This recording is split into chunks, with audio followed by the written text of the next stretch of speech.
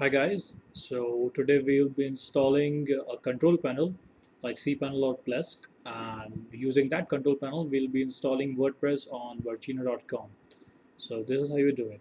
First you log into your account. As you can see, I have already logged into my account, and here you can just select any of the VPS. Once the VPS page opens, you can use the virtualizer. On the left hand side you can see the virtualizer panel. Click on the end user panel.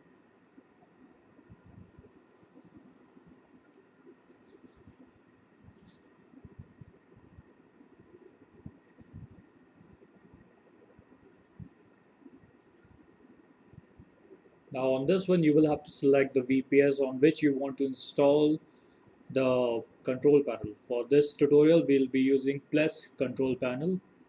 So this is the VPS that I want to install it on. On the right hand side, you can see the arrow. Click on it.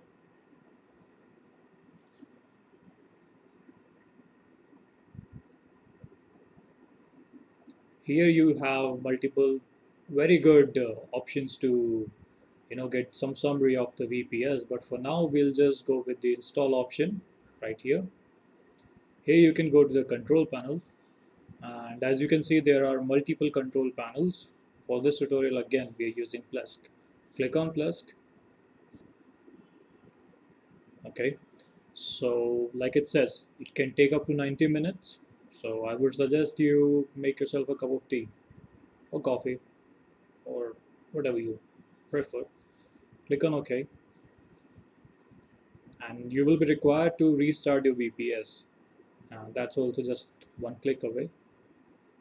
Here is the restart the VPS option.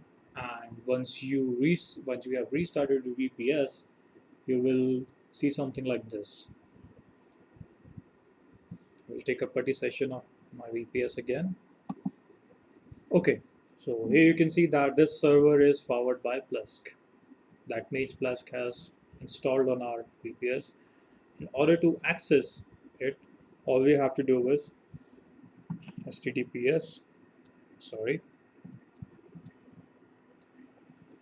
the IP of your VPS and port number 8443.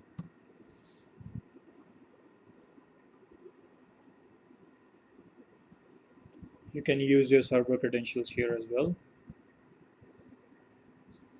Okay, once you have logged in, you can click on websites and domains, and it will land you to this page. Here you can add domain. We will just use an example.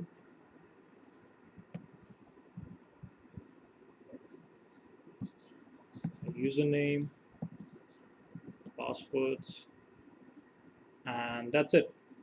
Just click on OK.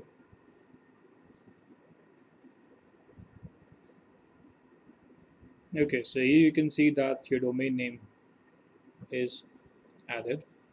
Now all you have to do to install WordPress now is just click on this WordPress toolkit and install. Here you can give a custom path if you want. For now, we are not going to use that. So we'll just click on install.